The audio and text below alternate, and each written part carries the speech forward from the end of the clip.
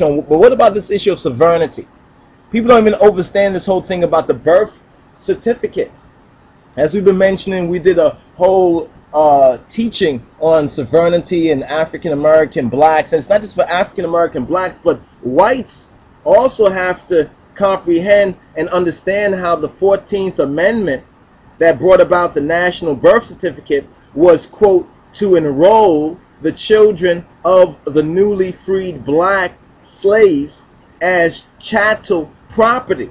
You wonder why the New World Order views most of the people, I think George Bush was even quoted, senior, as saying that the useless eaters and stuff like that, useless eaters and cattle and cooked, you understand? It created an unrevealed trust instrument. In other words, when you study it in the sense of the law, it's unrevealed. It's there, but they don't reveal this to you. But if you study it, you'll find it. There's a trust instrument, and it's connected with the national birth certificate in the 14th Amendment. This is one reason why they're trying to push for the national ID card. You know what I'm saying? This is all what's leading to the so-called one of the forms of the mark of the beast right here. You understand? This made the holder of such a legal fiction an artificial person. And there are artificial people and there are natural people. And that's the difference between the natural, unalienable sovereign rights and so-called authorized and alienable civil rights, which can be changed. You understand? Which can be transferred, which can be amended, which can be revoked. One thing people confuse, and they shouldn't confuse, but often they do confuse this, is that civil rights should never be confused with civil liberties. But you see, it's always the first part of the thing they get civil. They hear civil and they think it's the same thing. They don't recognize that one is rights, you see what I'm saying? And one is liberties. Civil rights are defined as enforceable claims. Enforceable claims which are structured in legislature. So you should really focus more attention, black people that is, if they want to change the African and so-called American, if they want to change the situation, they should focus more attention on who are their legislators in their local areas. You understand? And learn what the law is. And then when you send them to Washington, you understand, they should really legislate on your behalf right there. You understand? Because if you're under the civil rights illusion, the only way that illusion can even have any semblance of permanence is based on the enforceability of the claims based on the structure of the legislature. Now, civil liberties is a total different thing. Civil liberties are natural rights that pertain originally to each and every human being and are inherent in their nature and connects with the will of God for humanity, and connects with, you could say, Genesis chapter 1 right there, where man was made in his image and after his likeness. They always say he. Some people say, oh, why you say he and not she? If you would understand language, and see, English language doesn't have this, Anglo-Saxon language doesn't have this, but the more ancient language, the Hebrew, the Aramaic, the Royal Amharic, the Ge'ez, the Ethiopic, also has this, that when we say male, we're saying that he is male as opposed to female, as being separate from his creation. It is through the female or the wisdom, you understand, the wisdom, or as Jesus Christ said, wisdom is justified of her children. And you look in the book of Proverbs, Solomon, or greater than Solomon is here, Yehoshua HaMashiach. Now when you look in the book of Solomon, it speaks about wisdom being there, you understand, as a co-partner, you could say, or as a assistant to the Almighty in the creation. You find that in the book of wisdom right there. So you find the divine feminine is there in scripture in the proper context, in the proper relation, in what we call the epignosis. You know what I'm saying? In the correct and the precise knowledge and understanding right there. Now, why we're making that clear is because often when we say he, God, some people, you know, they get caught up on the sexist issue, and that's what really derailed what black people were attempting to do, you understand, in the 60s, because black women then wanted to also have women's rights, and she began to identify with the goddess or the white woman, you see what I'm saying? She began to identify with the Statue of Liberty and all these statues that you see all around the place and everything, the white woman statues with toga on and everything like that, holding the torch or something like that. She began to identify with that and felt that, well, she too is a woman, so I need my own rights. But ask yourself this, black woman, when have you been under black man's rulership? In other words, when have black men ruled their own society?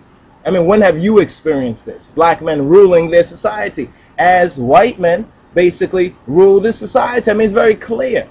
You see, we cannot get to that point of the true freedom and liberty of the sons of and daughters of God, you understand, of the Bani Elohim, unless we recognize where we're at. You see, and recognize the situation as it is, not to fantasize, well, as we want to make it believe, make believe, but we have to recognize where we're at. So that was a trick right there. In other words, black woman buying into this woman's rights thing as though she was under the rulership of black men. She, as well as the black men, did not properly, or black man did not properly understand their situation. Some did.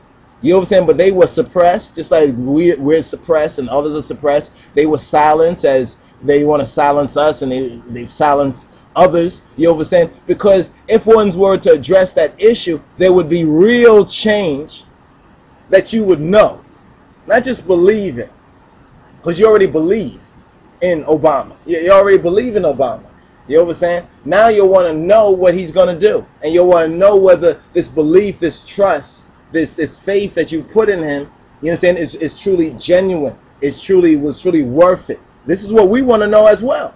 You understand? So this talk about enmity to Obama, we recognize that Obama can call on his mama. In other words, the fact that his mama, you understand, was of those that, what does the Constitution says here in Justice Taney's decision in the Dred Scott case, that blacks, whether free or slave, could never be citizens of the Union within the meaning of the Constitution.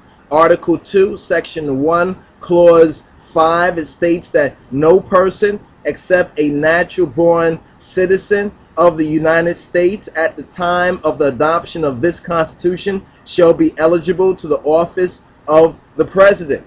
This is why when you look at why the presidents of the United States all seem to have had some sort of relation to, you could say, the so-called black nobility. Notice that they use black there positively for them. The black nobility, they don't have a problem with using black there.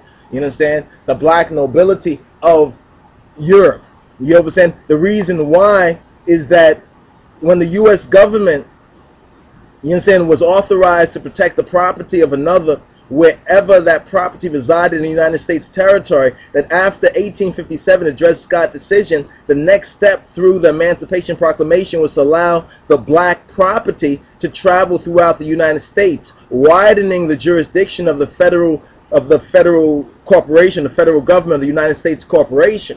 So in other words, the whole black slavery issue, it actually helped and aided the federal government. This is why you'll find that the federal government politics always somehow uses the black people and what they did for black people. Even the Republicans, they were talking about we're the party of Lincoln and so forth and so on. You have to understand what that really means to them. Not what it means to you, but what does it mean to them.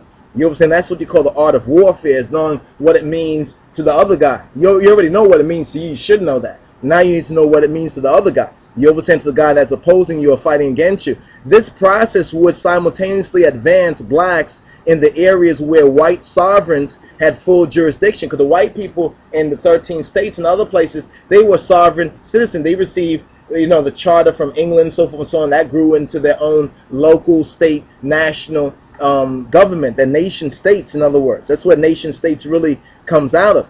You understand? Consequently, it forced the whites to fight for civil privileges. The whites now were tricked. White people, a lot of y'all were tricked now to fight for civil privileges, making y'all annul your sovereign status. They annulled their sovereign status, and they also became federal property too. And that was ingenious. That was clever. And this is why we stated, when we say that Lucifer, or so-called Lucifer, really Satan, is a politician, because they use a political strategy, you understand, to even rob white sovereigns of their rights. And that's one of the reasons why you'll find that the so-called militias, you understand, are fighting for what they're fighting for. There's a real issue. So you find black people, they are holding to the federal government for all their rights. They want big government, because as the government is expanded, their jurisdiction, you know, the complementary jurisdiction in the government also expands. And why you'll find a lot of the white people talk about smaller government, because they want smaller government, because if they shrink that, they can increase now their national states and nation states' rights, and once again their own sovereignty.